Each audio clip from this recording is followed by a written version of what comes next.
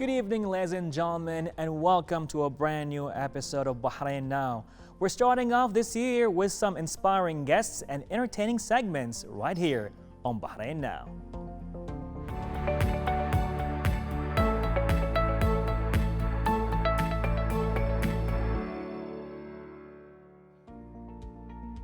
The term young professional generally refers to young people in their 20s and 30s who are employed as a professional or, as they say, suit and tie workers.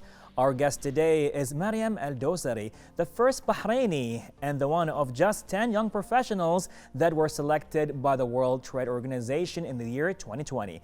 Let's watch the following report by Walid El-Bloushi. My name is Mariam Al-Dosari. I am from the Kingdom of Bahrain and I am a young professional at the World Trade Organization. It's all about the journey that makes us the people we are today. Mariam Al-Dosari is a proof that thriving towards your goals and dreams can unlock many doors ahead. Earning the title of the first Bahraini and one of just 10 professionals that were selected by World Trade Organization in the year 2020. Mariam represents the Kingdom of Bahrain with pride and is a true motivation to all the younger generations out there seeking to follow their own path towards success.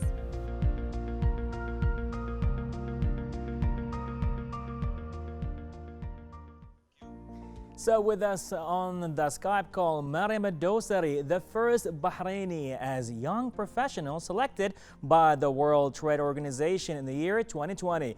Mariam, welcome to Bahrain Now. Thank you very much. Thank you very much for inviting me here today.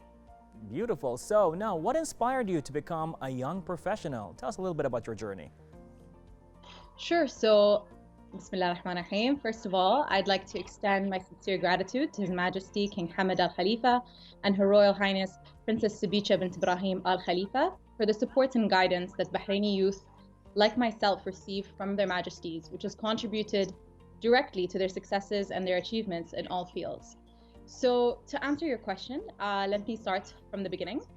So from a very young age, I've always been passionate about the field of law.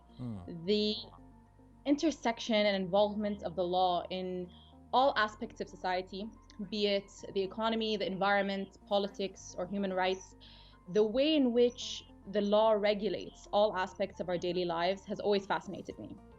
So it was this fascination that led me to undertake a bachelor's degree in foreign service at Georgetown University, where I specialized in international politics with a heavy focus on the law and economic theory as well. So slowly here, I began to formulate a specific interest in the intersection between the law and the economy. So in particular, actually, insofar as it relates to international trade.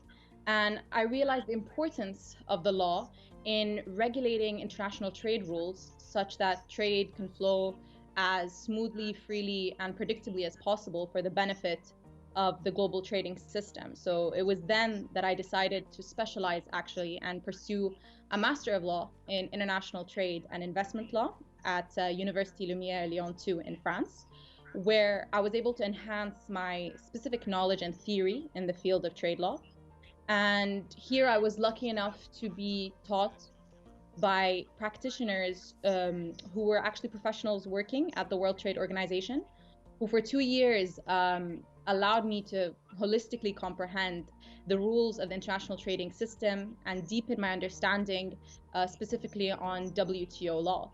So having fully mastered these theoretical elements, let's say, of WTO and international trade law, I was then able to put it into practice at a traineeship in the permanent mission of the Kingdom of Bahrain to the UN and other international organizations in Geneva, where I worked at the commercial office on trade-related policy issues concerning the Kingdom of Bahrain at the WTO and other related organizations in Geneva. So with this theoretical knowledge and the practical experience I gained during my time at the mission, I discovered the Young Professionals Program at the World Trade Organization, and I decided to apply for the program because I truly felt like I had the passion and had also developed the necessary prerequisites to excel. And I also knew that there had never been a Bahraini or even a Khaliji for that matter working within the Secretariat in the past. So I felt like if I did make it, and if I did manage to get into the program, it would be a huge accomplishment, not only for myself, for my family, but also for my country and for the region. And that I would be able to bring back this experience to serve my country. So for that reason, I applied for the program. I didn't tell anyone that I was applying, and finally I was informed that out of thousands of qualified applicants from all around the world, that I was selected to represent my country for the first time in the history of the WTO. So that's, in a nutshell, my journey. So how about the experience you gained working in the WTO? So the experience I gained working at the WTO, at the Secretariat of the WTO, has definitely been immeasurable. To explain perhaps a bit about the experience, briefly, I can just tell you what the organization itself is responsible for. So the World Trade Organization, it's the only organization in the world that deals with the global rules of trade between nations. So the WTO agreements were negotiated and signed by 164 countries around the world. And the goal of the agreements and of the organization itself is to ensure that, like I said, trade flows as smoothly, freely, and predictably as possible. So to explain simply what it does, the four main functions, it operates as a global system of trade rules. It acts as a forum for negotiating trade agreements. It settles trade disputes between its members, and it supports the needs of developing countries. So personally, I was assigned to the Trade and Environment Division, and specifically to the Technical Barriers to Trade team, which deals with non-tariff measures that affect trade. Without going into too many technical details, basically the idea of this TBT agreement, as we call it, is to ensure that non-tariff measures are non-discriminatory and that they do not constitute unnecessary barriers to trade. So again, going back to making sure that trade flows as smoothly, freely, and predictably as possible.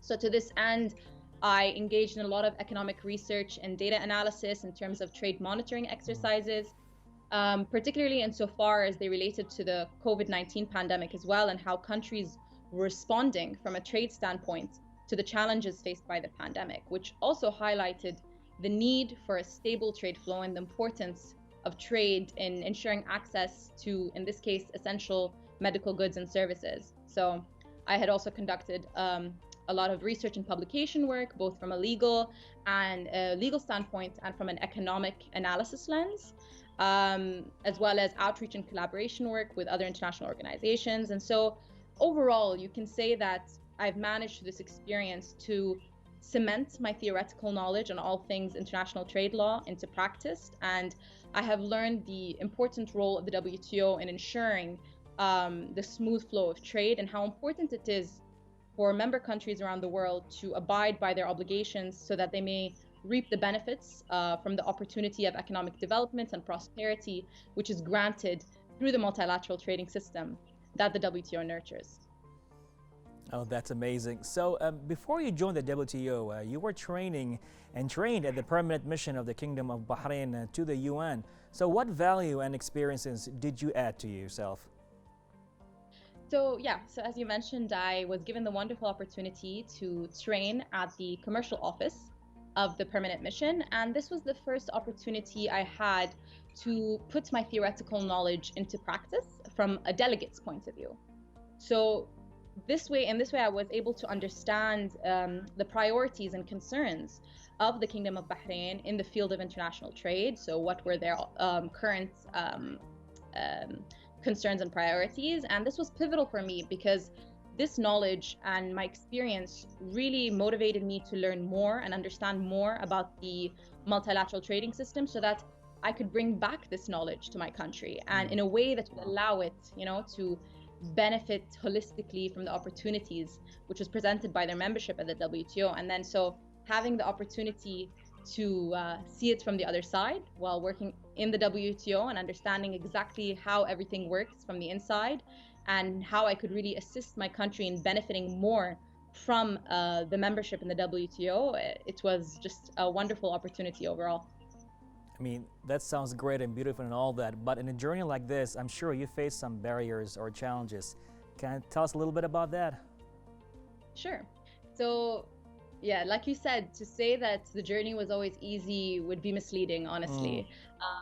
But it was definitely worth it. So as anything in life, I had come across many challenges in terms of reaching where I am today. And in particular, like I mentioned at the beginning, the field of international trade law is extremely challenging um, due to the intersection of politics, economics, and other factors with trade. It proves to be a very challenging field to excel in. So I would definitely say that the journey overall in this field has been extremely challenging, but with a lot of focus, dedication, determination, and hard work, it's definitely rewarding.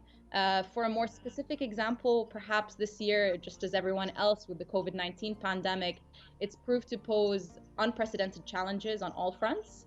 And personally, being in lockdown in Geneva during the pandemic was naturally a challenge that I certainly did not expect to face. However, despite the difficult circumstances, I am very happy to say that I managed to stay focused with my work and also saw the bright side in the sense of going into researching new areas of trade and so far as they relate to countries' responses to the pandemic from a trade standpoint. So I kept my momentum up and my drive up despite the challenges, but it was definitely not easy. Well, we are so proud of you, honestly, with all that you've been through and all of that. So with the challenges and all the accomplishments, do you feel that you fulfilled your goals, or do you still eager for more accomplishments? So to me personally, I don't think there's such a thing as fulfilling your goals. I feel like there's no limits really to fulfilling your goals. I always believe that no matter where you reach in your professional career, there's always room for more improvement, room to reach higher, room to accomplish more. So as cliche as this sounds, the sky is the limit really. And I think I will always continue to work hard and strive to reach more accomplishments and achieve more accomplishments as much as I can. And I encourage everyone as well to have the same attitude in life. Amazing. I mean, I can only imagine all the things you've been accomplishing so far. But you know what? To another note, I mean, what does it feel to represent Bahrain in such an international event? I mean, there are no words to describe how honored and how proud I was to represent my country in the international arena. It's probably one of, if not the biggest accomplishment of my entire life. And on that same note, while it's a great honor, it's also definitely a great responsibility. And having successfully completed the program and having been selected as well to deliver the closing speech on behalf of my cohort, I hope and I pray that I have met the expectations of my country and I've made them proud. And on that note, I must highlight the support and guidance that I received throughout my life from the Kingdom of Bahrain, which has been honestly essential in my journey.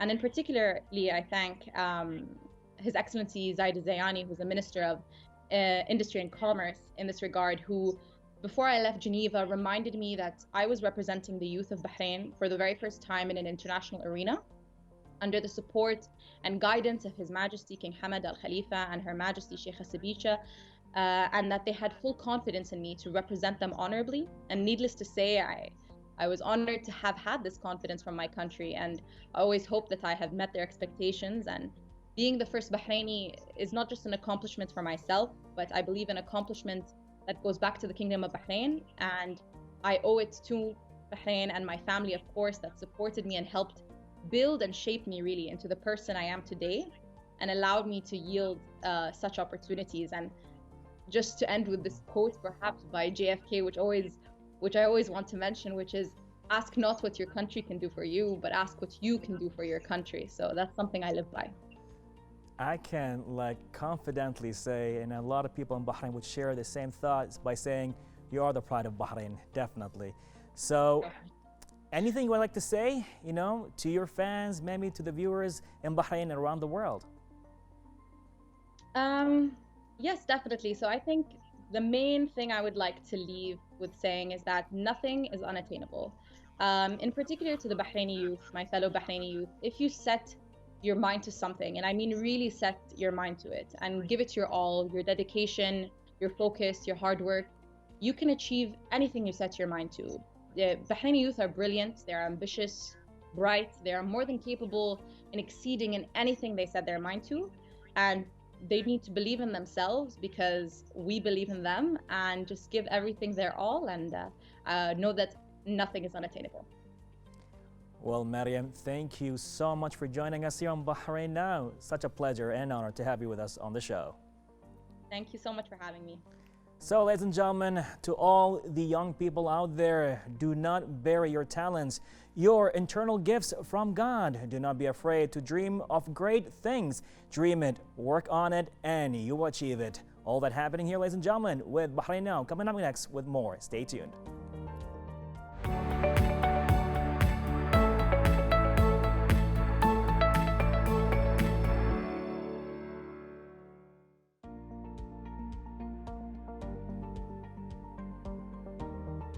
Our next guest is a virtual reality artist who paints immersive experiences inside a virtual environment. Naila Al Khalifa, welcome to our studio. Thank you. Thank you for having me. It's a pleasure. You know, for a long time I've been watching your work, and a lot of Bahrainis, even people around the world, are just fascinated with your VR work. So tell us a little bit about it. Okay, sure. Well, virtual reality art is the act of putting on a virtual reality headset and painting within a virtual environment.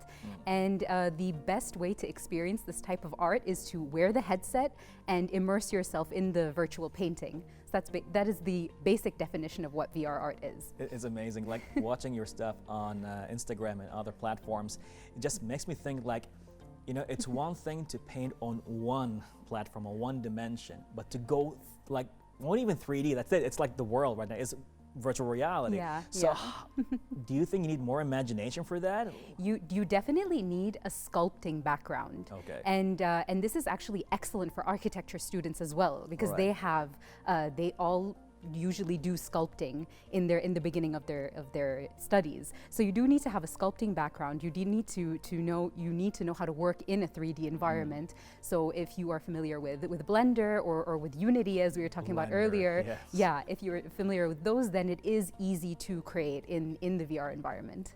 So you've been using softwares like Blender and Unity 3D and other game engines to create virtual reality, let's say, arts? Actually, the only software I began with was a software by Google called Tiltbrush, and I've been using Tiltbrush since 2017, Okay. and I've been creating immersive environments since then. Yeah. Amazing. I mean, so what got you into virtual reality? I mean, you know, everybody's into photoshopping, After Effects, editing, you know, and videography and photography, but all of a sudden we have Naila Al Khalifa doing VR. So what got you into that? Oh, that's actually a pretty long answer. Okay. It begins with my love for art and history and cultural heritage. And during my studies, I did a lot of immersive learning, and when I was little, I did a lot of immersive learning as well, and that's putting yourself within the environment, whatever environment it is that you're learning in. And a museum, when the museum have installations that you're in this recreation of, let's say, a graveyard or recreation of a tower, that is also a kind of immersive learning, but those are expensive and time consuming, and it takes up a lot of space. So I thought to myself, why not bring the cultural heritage and tradition into a virtual environment and do virtual reality installations? So that's when I did the very first installation I did in 2018 was the act of going from ancient Dilmun ruins into a Dilmun paradise. So you would walk through the viewers would walk through the ruins and go into a paradise. Wow. Yeah. How did you imagine that? I mean, like, okay, we read in history books all about it, but you actually took that and brought it to life. So how do you make that come to life? I actually studied the different styles from ancient Dilmun, because it was art history and ancient art is a part of my studies, and I studied the ancient styles from the artifacts and the Dilmun seals, No way. and I recreated them in the VR environment. I want to see that. Like, Yeah. I want to immerse myself. That's the Yeah. word right now. It's not even like Immerse. experience, it's immerse. Yeah, right now. absolutely. Yeah. Beautiful. Yeah. I think people like in our generation mostly got into VR because of gaming. Yeah. No, but VR is more than just the gaming feel. It's more than that. But what about you? What's your perspective to the gaming world and virtual reality? Well, you see, there's actually it goes full circle, to be honest with you, Okay. because, for example, gaming is also a part of why I wanted to bring a cultural heritage and history into VR, because it is an immersive experience and it's also a psychological experience. And one example is I was on a family trip, and members of my family who play games All right. we were in Florence, and they said, I've been here before because they have played the Assassin's Creed series. Right. And because you have a psychological connection to these places that you experience immersively on a 2D screen, Right. but you still have this connection to it, and when you go to the place, you experience it in a different way. So I thought to myself, why can't we recreate that feeling with ancient Dilmun or with Mesopotamia or the cultures we have here? Beautiful. Beautiful. Yeah. I'm just like, right now I'm getting goosebumps. No, it's just beautiful what's happening here. Yeah. Now, because like, let's say me and my son would play Spider-Man, and we did that on VR, and the experience was like in Manhattan City, going and just flying and, you know, swinging, all that kind of stuff. So it seems like now VR is gonna be the future, or is it right now happening? It's a big thing right now. It's slowly happening. It is. Back in 2017, it was more of a gimmick. Okay. And they, you know, there was a repeated thing of VR is dead, and it was a repeated thing, a trend on Twitter of VR is dead. Okay. But I slowly saw that, especially, I mean, especially during the pandemic, a lot of people were coming to me and asking me questions about experiences and traveling within VR. Wow. Yeah, and I said, yes, that is possible. There are these experiences available. And little by little, people are buying headsets and they are experiencing these different things. For me, it's a PSVR, and for a Yeah. lot of gamers, because I think that's like the easiest thing when it comes to branding. But Yeah. now we have the Oculus Rift. Right. Yeah, the Oculus Rift and the Oculus Go, the Oculus Quest. There are different Oculus products, Okay. and there are also different HTC products, which you would need a PC to run on. Right. But that's why people go for the Oculus headsets, because you don't need a PC to use those. Yeah. So now we said a lot of VR, but what about AR, augmented reality? Do you see yourself attracted to that? Yeah, absolutely. I actually am experimenting with augmented reality in my art as well. Okay. Yeah, it's so hopefully in the near future, what you can do. I currently have a solo show that's going on called Words of the Heart. Yes. And I'm currently working on putting in augmented reality so that when people purchase the print, there is a certain app they can use to experience Beautiful. the work in augmented reality. Beautiful, Yeah. beautiful. Now, where do you see VR for Bahrain in the future? Right now, as Bahrain's become more of an international country, little by little. So, do you think VR is going to take a big part in Bahrain's futuristic insights for Vision 2030 and above?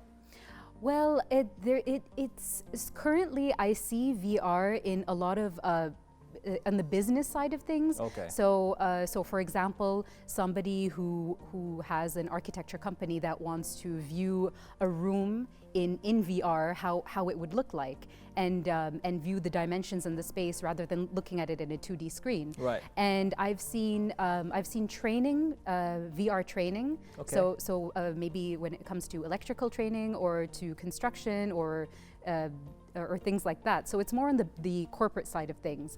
But when it comes to art and culture, my hope is for it to grow in that space as well, Okay.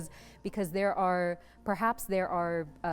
environments that don't exist anymore, or sites that don't exist anymore that you Wow. can experience in VR. So it would be amazing to put it in the cultural sector, Right. for example. And when it comes to gaming, there are a couple of VR arcades Right. on the island already. Yeah, I mean, because of the pandemic, perhaps they're struggling a little bit because of the physical aspect of VR. However, I do hopefully in the future see them popping up again. Definitely go Yeah. back and shoot some zombies, right? Yeah, or play Beat Saber. Oh, Beat Yeah. Saber! I'm actually a good Beat Saber, by the way. Yeah. Yeah, I can actually do a lot with my son over there. It's amazing, like, to see that what's happening. And now, let's say we have you, pretty much a prominent name in the VR scene and art of VR and immersive experiences. But do you think it's going to get bigger? Like, we are going to have more Nailas taking place? Yeah, and it is already getting bigger. Okay. Yeah, in a global sense it is. And I do hope that there are more people that integrate VR into their artwork, but I also do advise other people to look at it in the bigger spectrum and look at it as art and technology rather than just art and VR. Because I feel like with the advancements in technology, I feel it's essential to learn different kinds of software, different kinds of technology that are about to be released, and perhaps coding and art, which is something which is something because of the pandemic I've been doing a lot of coding and art. Wow. Where you use mathematics with art. It is a bigger spectrum than just virtual reality and art. Mathematics. Yes. So not only you're an artist, you're a mathematician, a computer programmer, a coder, let's say a hardware engineer at this point. So it takes more to be an artist today, huh? Well, yeah, it does. It takes a wide range of skills, yeah. And I'm still learning. I'm still learning as I go. So what you're learning right now to add more to what you have for your art? Currently, I'm hoping to bring in all of my tilt brush pieces into Unity. Okay. So that I can actually, hopefully the goal is perhaps create an experience that can be available on Steam. So that anybody who has a headset can easily access this VR environment. Beautiful. Yeah. You know, the impression that I get sometimes when I see your work is therapeutic. That's the idea. That is exactly the idea. A part of, other than the cultural heritage aspect of it, there is this aspect of wanting to bring a sense of calmness and tranquility. I did these VR art streams back in March and April of 2020, and it was a series of streams on Twitch that were meant to be for you to relax and you know and look at this creation happening in front of you, and then think of the idea, whatever idea it may be. So one of them was you are a tree going through different seasons, for example, just as an example of an idea. Amazing. Yeah. I can go forever with you here, definitely. But one last, out of curiosity. Now, as VR is something that we immersed in, especially, you know, people who were born in their 60s, 70s, and the 80s, and going through the entire experience of digital entertainment and arts. But what about those, like, you know, who've been so used to just paintings and something that is tangible, and all of a sudden they get to experience your art? Have you seen anybody, like, you know, in their 60s or in their 70s who experienced your art and they had a different reaction to it?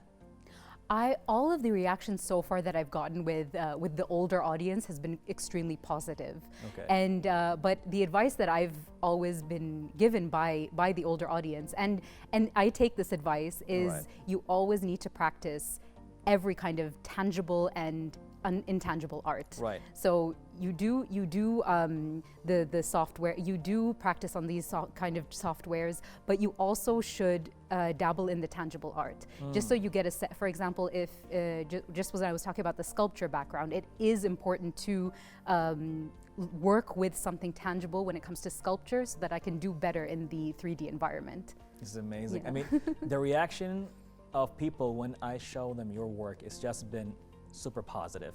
They just love it because you're just I'm glad. so out of the ordinary, so creative, and a lot of people just are super excited for your work and excited for your future. So before we end this conversation, anything you want to tell to the audience and viewers?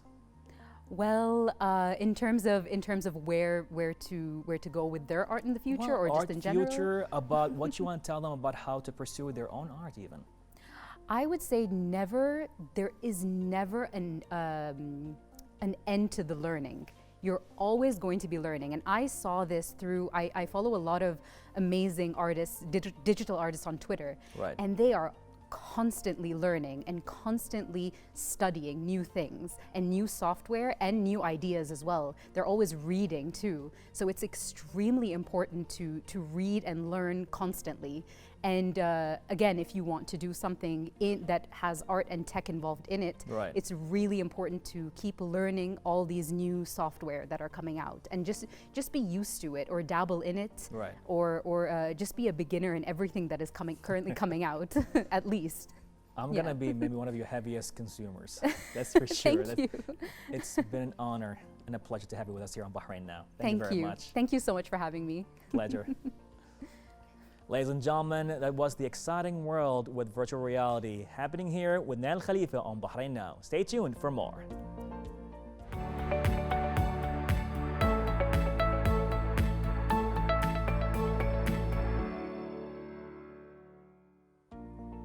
Bahrain Red Crescent Society volunteers participated in the event of Tour with the Children of Al-Sanabal Orphans Care Society.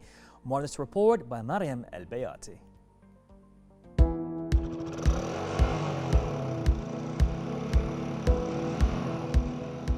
Sometimes a ride on a motorbike is enough to make children happy. The Bahraini Red Crescent Society, in cooperation with Al-Sanabal Orphans Association and the Bahrain Bikers team, organized a tour around the city and distributed souvenir gifts to children.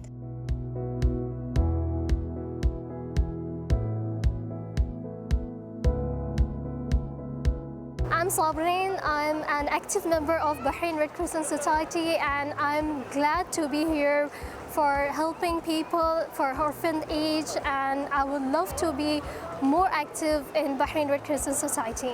I wanted to utilize my skill to serve this country. And for that purpose, when I heard about Red Crescent, I was really excited because they were going to orphanage school and to spread joys among the orphanage children. So I really appreciated their efforts.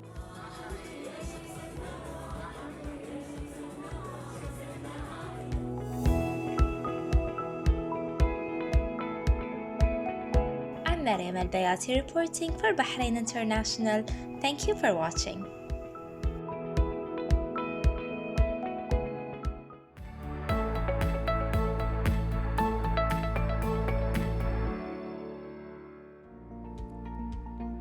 And that's it for tonight's episode. Make sure to tune in next week for more exciting segments and talents. And don't forget to reach us to our social accounts shown below. Goodbye and God bless.